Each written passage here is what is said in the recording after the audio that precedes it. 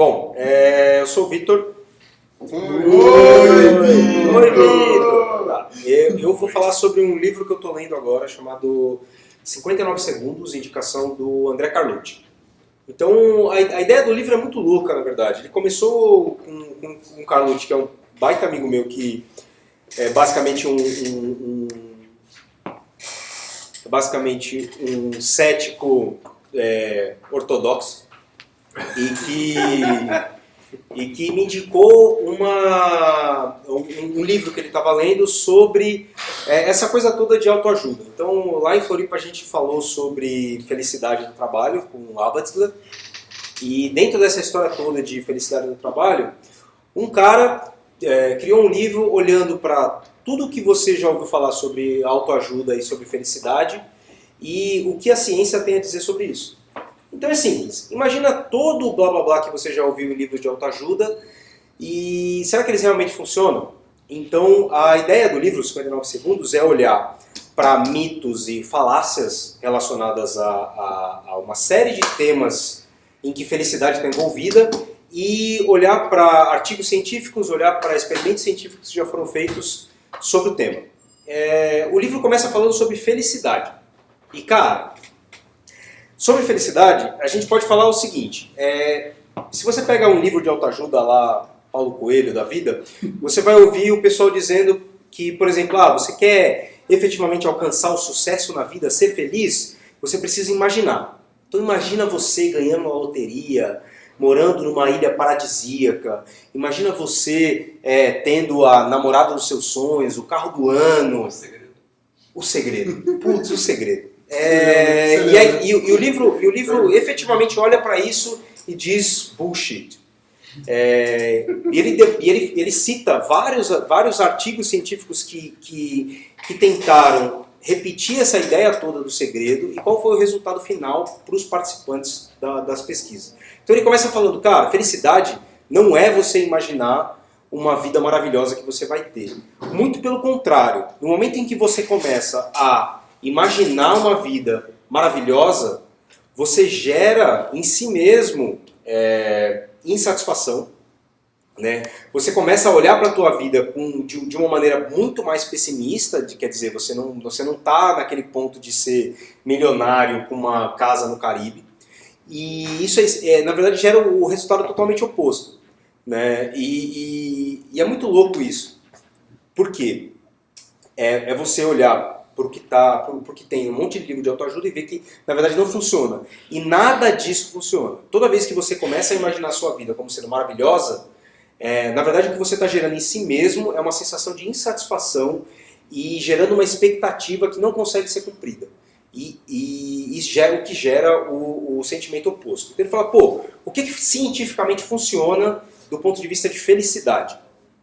E ele dá algumas regras simples sobre felicidade.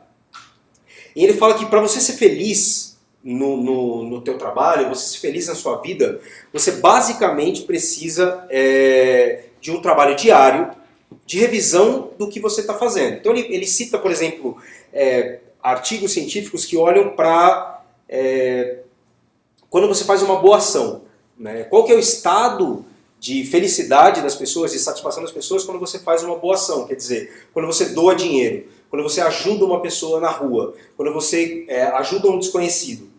E é muito maior, então a comparação científica que ele faz é que é muito maior quando você faz uma boa ação do que quando você pensa em que você vai ser maravilhoso daqui 10 anos. Né? E ele cita vários artigos científicos nisso.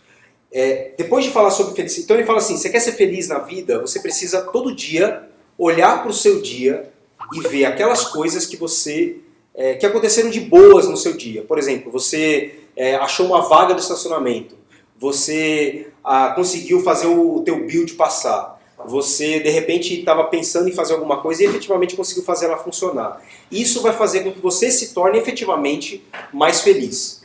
Isso ele mostra, ele vai atrás de artigos científicos que demonstram isso.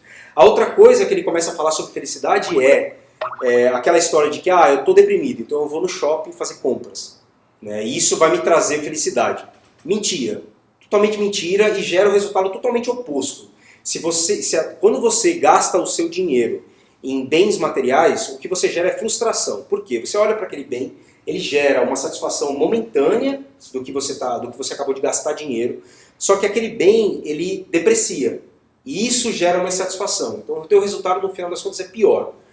Mais do que gastar dinheiro em bens, você precisa gastar dinheiro em experiências. Por quê?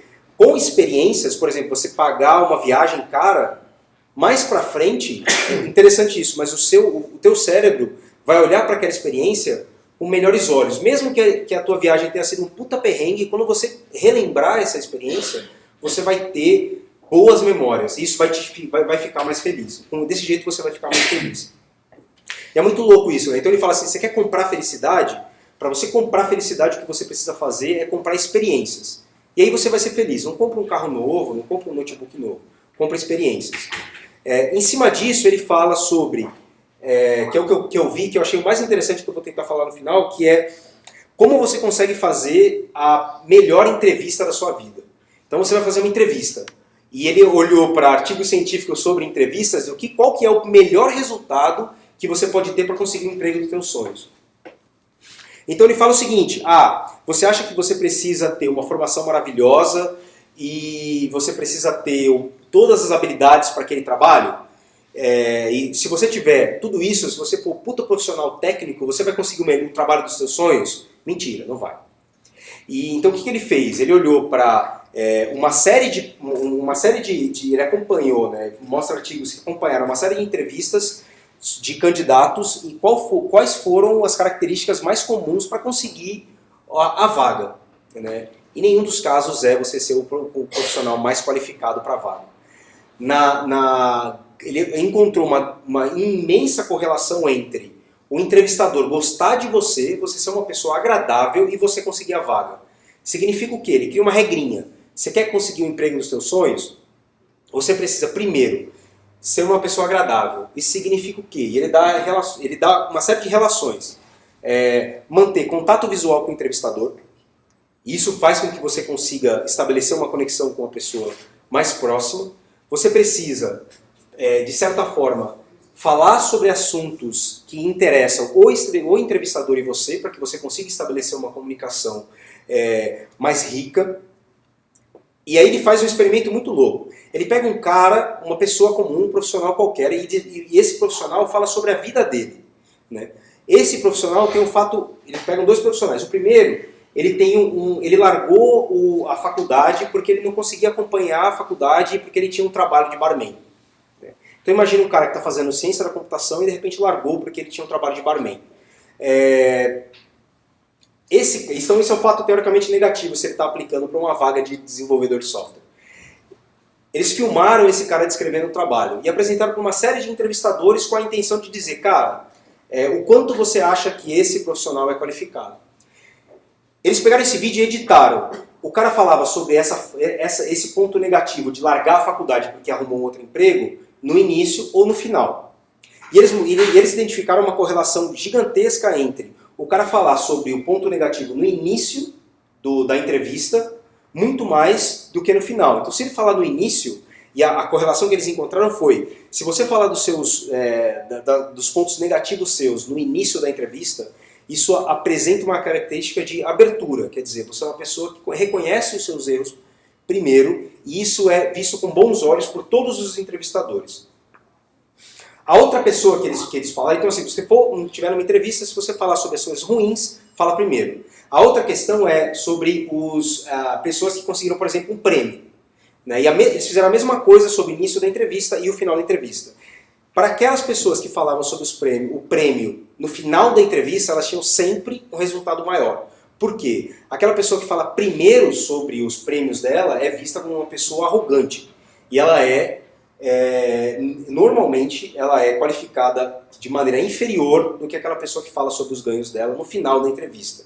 E é uma dica muito louca, quer dizer, mostrar humildade, que significa você só falar sobre os seus prêmios, sobre as coisas boas sobre você no final de uma entrevista, vai fazer com que você consiga um trabalho mais facilmente. Então você precisa falar sobre os seus pontos negativos primeiro, falar sobre os seus prêmios depois, E, acima de tudo, manter contato visual com o seu entrevistador para conseguir o emprego dos sonhos. Yeah!